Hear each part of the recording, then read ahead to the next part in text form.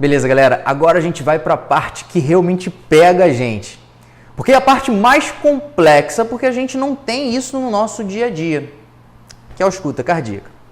Então vamos lá. A primeira coisa que a gente tem que lembrar, gente, é do nosso esteto. A maioria dos estetos, eles têm duas partes, um diafragma e uma campânula. Nesse caso aqui, não tenho isso. O que eu consigo alterar aqui de tonalidade do som é com outras características. Mas quando eu tiver com um esteto que tem um diafragma e uma campânula, eu vou utilizar o diafragma para conseguir escutar sons de alta frequência, aqueles que são agudos. Quais que são esses sons? Todos. Todos, com exceção de alguns poucos, são mais agudos. Você vai utilizar a campânula, que é aquela parte mais pequenininha, geralmente, que não tem aquela película, quando você quiser escutar sons graves, que são alguns tipos de sopro e também quando você estiver escutando os sons de Korotchkov. Segundo o Ministério da Saúde, o ideal para você aferir a pressão arterial é com a campânula, porque você faz com que porque os sons de Korotchkov são mais graves do que agudo, facilita você ao escutar. Só um pequeno detalhe, quando você estiver botando aqui o esteto e usando a campânula, você pode inclusive alterar a tonalidade que você está escutando pelo grau de força que você está imprimindo aqui no tórax do paciente. Quanto mais força você imprimir, mais você vai esticar aquela película. E aí mais agudo, vai ser o som que você vai escutar. Se você estiver segurando com a campânula, você não pode fazer muita força, senão a pele começa a formar uma película e você acaba transformando isso num diafragma. Então, se você estiver escutando com a campânula, você vai pegar assim, ó, de lado, e vai somente repousar a campânula ali, beleza? Então, vamos lá. Para começar a escuta, muita gente pergunta, Barreto, onde que eu tenho que escutar? É somente naqueles focos cardíacos? Não. Você pode escutar no precórdio inteiro, inclusive você deve escutar locais fora do precórdio, como por exemplo aqui, ó, epigastro, as artérias e veias aqui do pescoço, região axilar, principalmente à esquerda. Todos esses locais devem ser escutados. Os focos pulmonares, os focos cardíacos, eles servem somente porque a gente sabe que nesse local, por exemplo, que aqui é o foco aórtico, a gente sabe que nesse local é o local onde a gente tem uma maior preponderância da válvula aórtica. Só isso. Então, por exemplo, se a gente está escutando algum problema aqui, a gente escuta um problema maior aqui no foco aórtico, aí a gente fala, deve ser problema da válvula aórtica. Então, beleza. Quando a gente for auscultar, a gente vai colocar em todo o precórdio, mas eu geralmente começo pelos focos cardíacos. Depois eu vou para os outros locais. E aí eu tenho aqui, ó, segundo espaço intercostal direito. Deixa eu mostrar primeiro os focos para vocês. Ó, segundo espaço intercostal direito, a gente já sabe como medir ali onde que é cada espaço intercostal pelo ângulo de Louis. Então, ó, segundo espaço intercostal direito na linha paraesternal é o foco aórtico. Se eu vou aqui para o lado esquerdo, no mesmo segundo espaço intercostal, só que na linha paraesternal esquerda, é o foco pulmonar. Se eu abaixo um espaço intercostal, vou para o terceiro espaço intercostal na linha paraesternal esquerda, eu estou no ponto de ERB. ERB. Esse aqui é o foco aórtico acessório. Se eu abaixo aqui mais dois espaços e chego no quinto espaço intercostal, ou em alguns livros falam aqui no apêndice xifoide, mais para a esquerda, eu chego no foco tricúspide. Se eu mantenho o mesmo quinto espaço intercostal, caminhando até chegar na linha hemiclavicular esquerda, eu chego em indivíduos normolíneos no foco mitral. Mas nesse ponto, gente, lembra que o foco mitral, na realidade, é onde está o ictus cordis. E o ictus cordis pode estar em qualquer local, por isso a gente fez primeiro a inspeção, depois palpação e percussão para encontrar esse ictus cordis. E aí, beleza. Vamos lá escutar um pouquinho.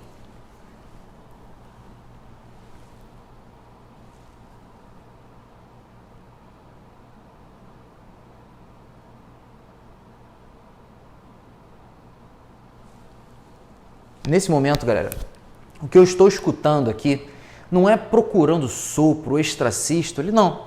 A primeira coisa que eu tenho que fazer, na realidade, é diferenciar se eu estou escutando B1 ou B2. Se eu estou escutando fechamento das atrioventriculares ou das semilunares.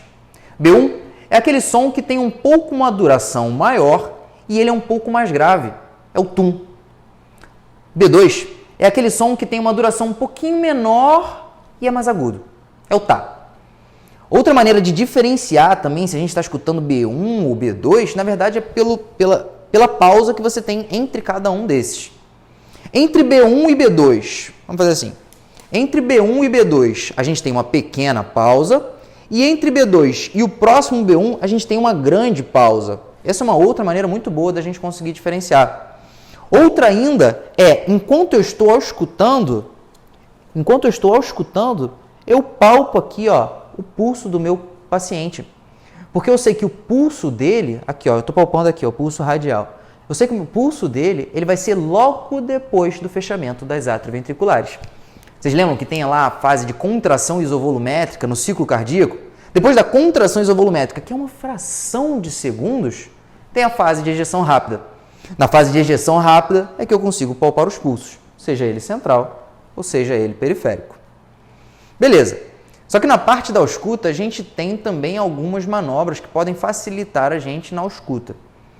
Se eu, quando eu identifico B1 e B2, já sei o que é B1 e o que é B2, e escuto alguma coisa diferente, alguma coisa que não deveria estar lá, como por exemplo um sopro, ou talvez um clique de ejeção, aí eu consigo classificar eles melhor. O sopro, que é uma das coisas mais cobradas e que a gente consegue ver bastante na prática, muitas vezes é difícil da gente classificar simplesmente porque a gente escuta o sopro no precórdio inteiro. Onde é que será que está esse sopro? Será que está do lado direito, do lado esquerdo? Onde que está? Eu posso utilizar aqui para saber onde que eu estou escutando ele mais alto, talvez onde que ele está com um pouco mais de frêmito mais forte para me auxiliar a me dizer se ele está aqui do lado direito, se ele está do lado esquerdo. Só que nem sempre é tão fácil, porque isso, de novo, é uma avaliação muito subjetiva. E aí a gente pode utilizar essas manobras. Vamos lá. Eu vou passar aqui para vocês 3 manobras. A primeira delas é do hand grip. Se eu ausculto o Lucas e peço para ele fazer o seguinte, olha só, Lucas, eu vou segurar aqui na sua mão e você vai apertar o mais forte que você conseguir, beleza? Quando eu falar.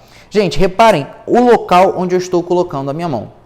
Nesse local aqui não tem possibilidade dele me machucar, porque é impossível. Se eu colocar aqui, ó, vai me machucar bastante. Ó, vamos fazer. Aperta o máximo que você conseguir. O máximo, mais forte, mais forte. Não tem como machucar. Então, ó, nesse momento aqui, eu vou pedir para ele segurar essa minha mão. A outra mão também vou pedir para você apertar bastante para aumentar a resistência vascular periférica. Se aumenta a resistência vascular periférica, diminui o volume sistólico, diminui a quantidade de sangue que sai desse coração. Ou seja, se for um sopro por causa de uma estenose de válvula, que a estenose é quando você está tirando o sangue do coração para o sistema, esse sopro vai diminuir. Se for um sopro de regurgitação aqui do lado esquerdo do coração, esse é um sopro que vai aumentar. E aí a técnica é o seguinte, eu vou estar lá auscultando o coração do Lucas com um sopro, e eu vou pedir, Lucas, agora que eu já te expliquei a técnica, já me acostumei aqui com o sopro, pode apertar. Aperta a outra mão também, isso, forte. Teoricamente, gente, ele tem que apertar aqui pelo menos durante uns 10 segundos para eu conseguir ver alguma alteração. E aí, eu fico ali escutando. Pode tirar? Beleza. Outra técnica que existe também é quando eu quero diferenciar se esse sopro ele é maior do lado esquerdo. Ou seja, se ele é das válvulas aqui do coração do lado esquerdo, do átrio esquerdo, aqui, calma. Existem as manobras que eu quero ver se o sopro é maior aqui do lado direito. Tá? E como o lado direito ele tem uma conexão muito maior com a nossa parte respiratória, as manobras que eu utilizo aqui para o lado direito, eles dizem alterações respiratórias. Então, por exemplo, se eu peço para o Lucas fazer uma inspiração forçada, aumentar bastante o volume dessa caixa torácica, a pressão intratorácica diminui. Se a pressão intratorácica diminui, aumenta o retorno venoso. E aumenta o retorno venoso para o coração direito. Se aumenta a quantidade de sangue que tem no coração direito, vai aumentar os sopros, sejam eles de estenose ou de regurgitação. E a técnica é o seguinte, Lucas, quando eu pedir, você vai puxar bastante o ar e soltar, beleza? E aí eu vou da mesma maneira, estou auscultando aqui, ausculto um pouquinho para me habituar com a amplitude desse sopro que eu estou escutando, e aí de novo eu peço, Lucas, vamos lá, puxa o ar e solta. Puxa forte mesmo. Só. Isso. E aí, nesse caso, gente, eu posso fazer tanto do lado direito, como a mesma técnica do lado esquerdo. Se eu chego aqui, ó, boto o esteto do lado esquerdo e diminui esse sopro, muito provavelmente é que ele é do lado direito. Se eu escuto aqui do lado direito ele aumenta, é isso, ele é também do lado direito. Existe ainda uma manobra que é muito similar a essa manobra, que é a manobra de Rivero-Carvalho que eu acabei de mostrar, que é chamada de manobra de Miller. A única diferença é que ao invés dele soltar o ar, ele vai prender. Então, ó, Lucas, quando eu falar, você inspira, mas agora você segura. Beleza? Então, vamos lá. Nessa situação, eu vou auscultar aqui, mas essa manobra, justamente porque ele segura, não faz com que aumente os sopros aqui do lado direito. O que acontece nesses casos é aumentar a probabilidade de eu escutar aquele desdobramento de B2. Lembra do desdobramento fisiológico de B2? Então, essa é a manobra para você escutar. Aí ninguém me pergunta, pô, por que eu vou pedir para ele parar? Por que eu não faço só Rivero-Carvalho? Quem me pergunta isso é porque nunca fez essa manobra. Gente, eu estou escutando aqui o coração e ele começa a fazer uma amplitude aumentada, fica muito mais difícil de escutar esse coração. Então, se eu quero avaliar ali B2, desdobramento de B2, eu coloco aqui, falo, Lucas, puxa o ar e segura. E segura. Isso. Nesse momento aqui, ó, fica muito mais fácil de eu ouvir esse desdobramento, porque eu não tenho nenhum movimento respiratório me atrapalhando. Beleza, Lucas, pode soltar. Galera, a ausculta cardíaca é difícil? É. Como é que vocês vão aprender? Sabendo usar essa técnica, vendo na prática como que é feito, mas não tem como fugir. Se vocês quiserem efetivamente aprender a auscultar um coração, usem essa técnica todo dia.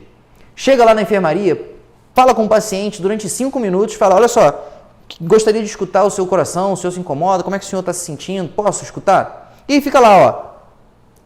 Identifica B1, B2, vê as suas características, vê se tem um sopro, vê se não tem, faz Rinde-Gripe, faz Rivero-Carvalho. Podem ficar tranquilos, que se vocês fizerem isso, eu te garanto que vocês vão aprender a escutar um coração.